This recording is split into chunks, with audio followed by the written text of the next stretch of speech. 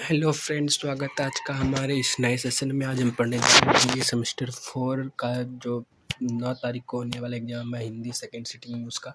ये अगर आप एक वीडियो देख लेते हैं तो आपका जो है एग्ज़ाम में कम से कम 90% स्कोर करने से कोई नहीं रोक सकता है।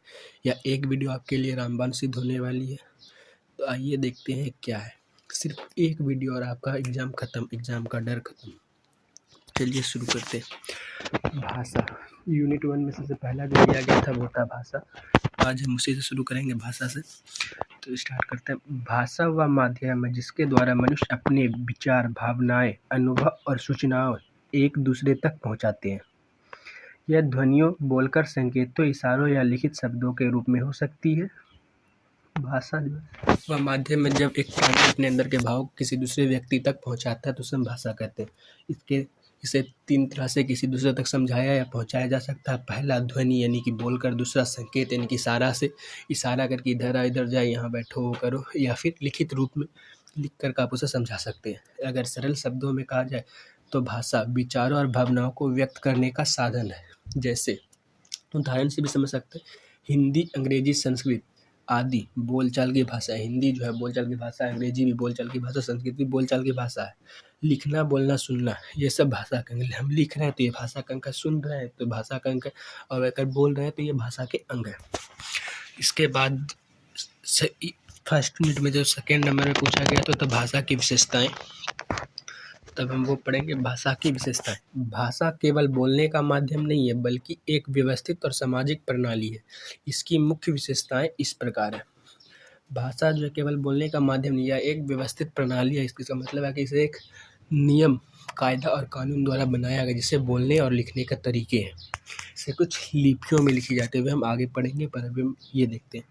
भाषा इस तरह पॉइंट बना कर आप लिखेंगे तो आपको ज़्यादा से ज़्यादा नंबर मिलेंगे, पेज भी जल्दी भर पाइएगा। उसके बाद क्या कहते हैं, आपको ये नहीं लगेगा कि आज आप कम लिख के आए, आपका कॉन्फिडेंस बढ़ता चला जाएगा और चेक करने वालों को भी अच्छा लगेगा। तो चलिए शुरू करते हैं। पहला, मानव निर्मित। भाषा प्रकृति से नहीं बल्कि मनुष्य द्वारा बनाई गई और विकसित की गई है। भाषा जो हमें कोई परमात्मा द्वारा दे नहीं है बल्कि मनुष्य जो है अपने से आ का खा ये सब कह के ऊ कह के भाषा की उत्पत्ति की गई है। सामाजिक, भाषा का अस्तित्व समाज में ही होता है, बिना समाज के भाषा का कोई मूल्य नहीं है। ये बात भी सही कि भाषा जो है किसी समाज में बोली जाती है तो बिना समाज के भाषा का कोई मूल्य नहीं है। आप स्टडी चले जाएंगे, वहाँ दूसरी भाषा बोली जाता है, अगर वहाँ हिंदी बोलेंगे तो वो नहीं समझ पाएंगे। इसलिए भाषा जो है समाज में ही महत्व देती है, इसका अस्तित्व है, इसके अलावा भाषा कुछ नहीं। परिवर्तनशील, भाषा समय के साथ साथ बदलती रहती है, जैसे पुरानी हिंदी और आज की हिंदी में अंतर है। ये बात भी सही कि भाषा समय के साथ साथ बदलती रहती है। पुरानी हिंदी बहुत ही कठोर एवं उच्चारण में सहज नहीं होगा, लेकिन आज की हिंदी सरल होती जा रही है और आम जनमानस के लिए आसान होती जा रही है। संकेतात्मक, भाषा संकेतों, शब्दों, ध्वनियों के माध्यम से विचार व्यक्त करती है। भाषा को हम शब्दों, ध्वनियों या विचारों के माध्यम से व्यक्त करते हैं, जैसे हमने ऊपर पढ़ा था। परंपरागत, भाषा परंपरा से चलती है, यानी जो शब्द पहले से प्रचलित है वही आगे उपयोग में आएंगे। सही बात है, भाषा परंपरा से चलती है, जो सब पहले प्रचलित है वही आगे आएंगे। व्यवस्थित, भाषा का अपना व्याकरण और नियम होता है जिससे वह सही ढंग से प्रयोग की जाती है।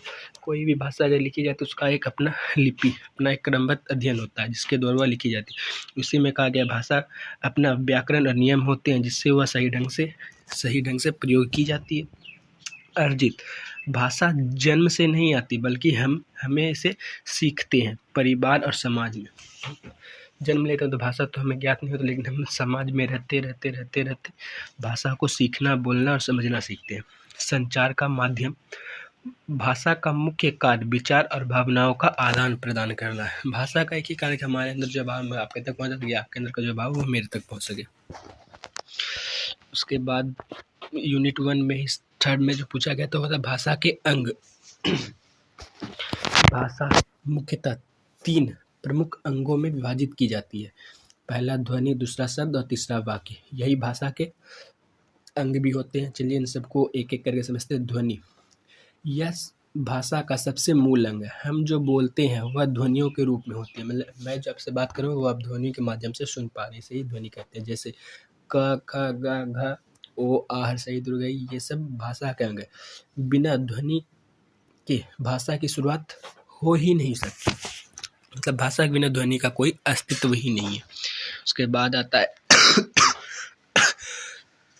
सॉरी आज सर्दी जुकाम ज़्यादा हो रहा है, आप लोग का प्यार सपोर्ट चाहिए। उसके बाद है शब्द। ध्वनियों के मेल से शब्द बनते हैं।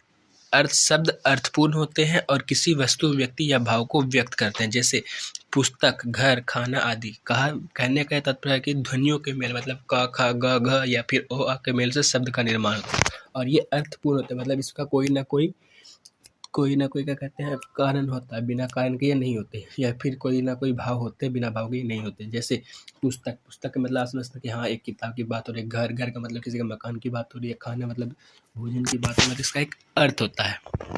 वाक्य, शब्दों के सही क्रम और संबंध से वाक्य बनते हैं। वाक्य पूर्ण अर्थ देता है, जैसे राम स्कूल जाता है, मतलब वो जो हम पढ़े अभी क ख ग ये होते हैं शब्द होते हैं, लेकिन शब्दों के सही क्रम जैसे क ख ग ये सब मिलकर जैसे बनते हैं उसे हम वाक्य कहते हैं। जैसे रा और आकार म मिलकर बना राम स्कूल जाता है, इसका अर्थ है कि स्कूल जा रहे हैं, क्या करने तो पढ़ने, इसका एक अर्थ है। उसके बाद यूनिट 1 में ही जो 4th लेसन था वो था भाषा और बोली में अंतर पढ़ते हैं। भाषा और बोली दोनों ही संचार के साधन हैं, लेकिन इसके स्वरूप और उपयोग में कुछ महत्वपूर्ण अंतर होते हैं। पहला, परिभाषा समझते हैं। भाषा वह विकसित और मानवकृत माध्यम है जिससे बड़े स्तर पर विचारों का आदान प्रदान होता है। बोली किसी विशेष क्षेत्र या समूह द्वारा बोली जाने वाली भाषा का स्थानीय रूप है। अभी हम समझते हैं क्षेत्रीय और अन्य क्षेत्रीय के रूप में कैसे की जाती है। उसके बाद है दूसरा आता है क्षेत्र यानी कि एरिया।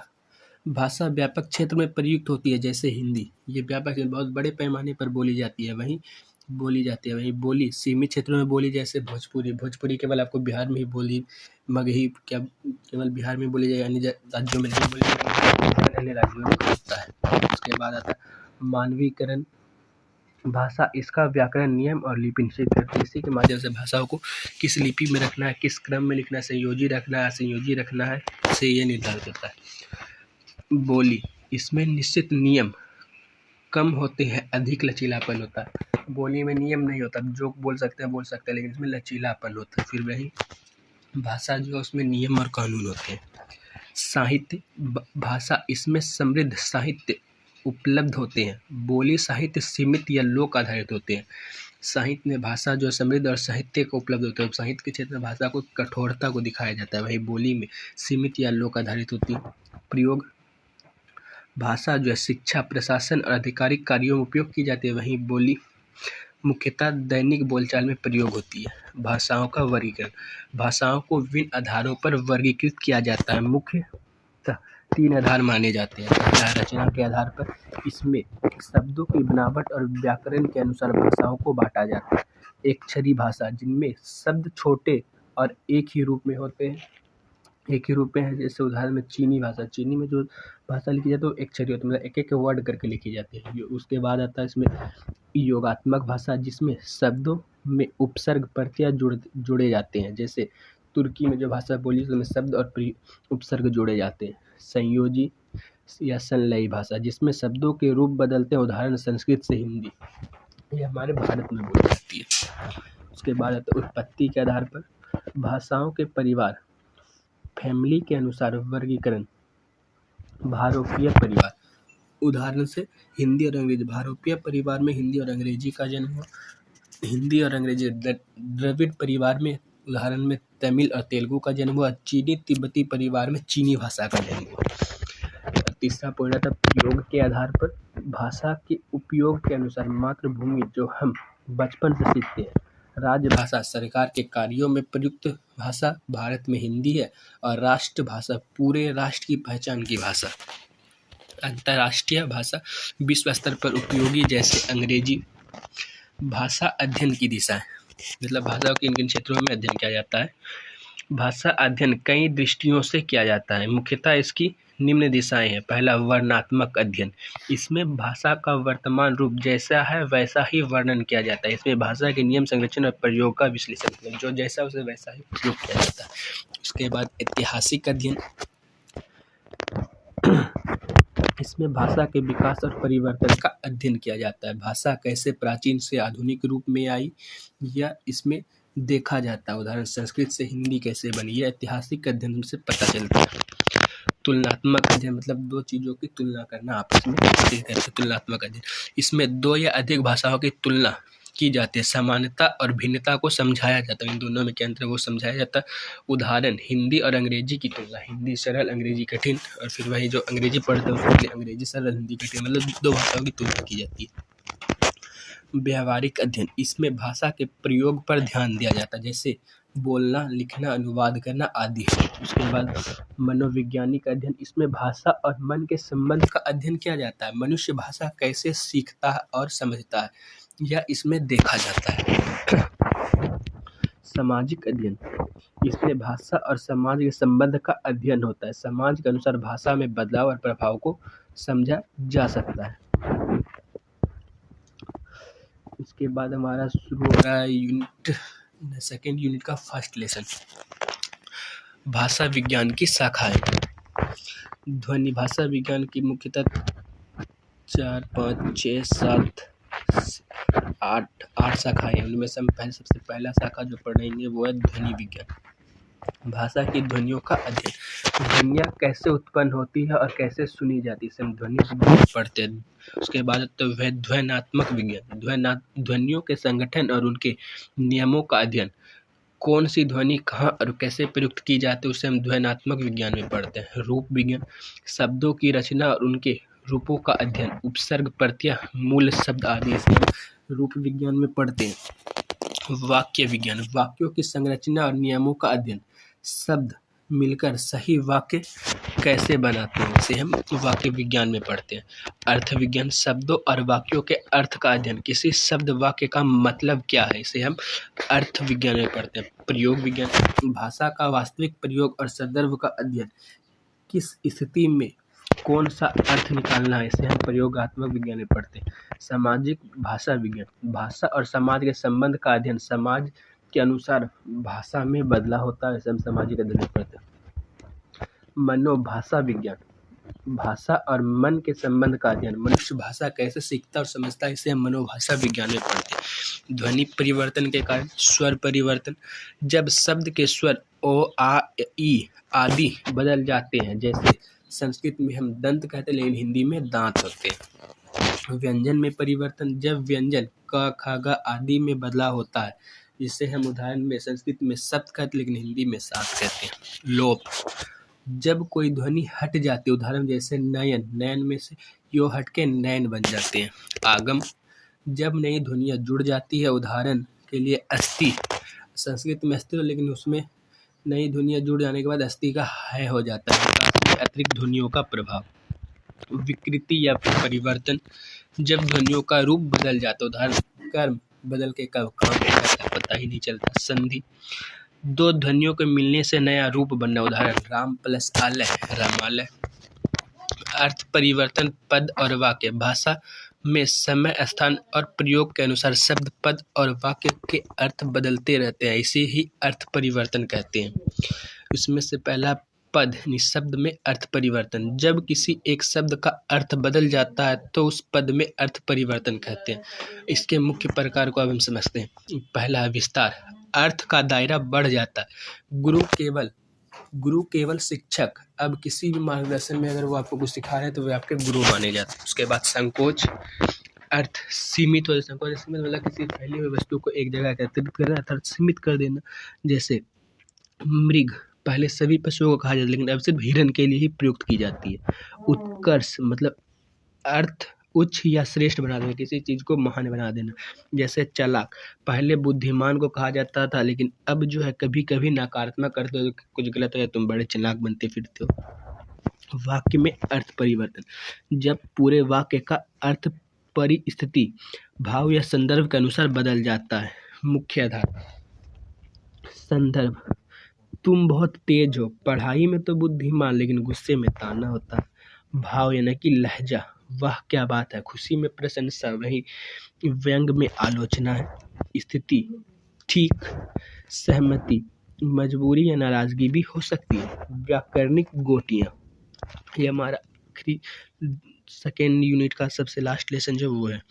भाषा में शब्दों और वाक्यों को सही रूप से समझने और प्रयोग करने के लिए जिन वर्गों श्रेणियों का निर्धारण किया जाता है उन्हें व्याकरणिक गोटियां कहते हैं। मुख्य व्याकरणिक गोटियां, पहला लिंग, शब्द के पुरुष स्त्री या नपुंसक होने का बोध कराता है, उसे हम लिंग कहते हैं। इसमें से दो ही लिंग आते हैं, स्त्रीलिंग या फिर पुल्लिंग, जैसे लड़का पुल्लिंग, लड़की स्त्रीलिंग।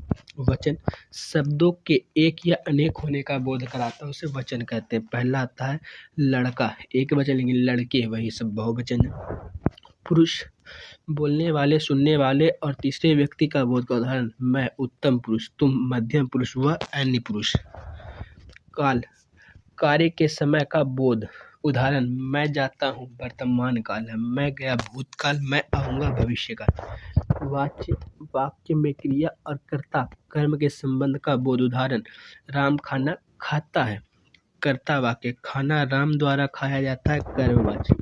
कारक, वाक्य में संज्ञा सर्वनाम का क्रिया से संबंध, उदाहरण, राम ने, कर्ता कारक, राम को, कर्म कारक। विभक्ति, कारक के अनुसार शब्द के रूप में परिवर्तन, जैसे ने, को, से, का आदि। इस तरह से ये हमारा जो यूनिट है समाप्त होता है। अगर आप ये भी पढ़ के जाते हैं तो एग्जाम में आपको 70% स्कोर करने से कोई नहीं रोक सकता है। तो आई होप ये वीडियो आप सबको पसंद आई होगी। तो थैंक यू, और लाइक, सपोर्ट या फिर सब्सक्राइब अपने दोस्तों तक पहुंचाते रहिए। एग्ज़ाम से एक दिन पहले आपको इस तरह की वीडियो मिलते रहेंगे जो आपके एग्जाम के लिए बहुत ही उपयोगी सिद्ध होने वाली। तो ठीक है, इसी के साथ मैं अपनी वाणी को विराम करता हूँ। जय हिंद, जय भारत।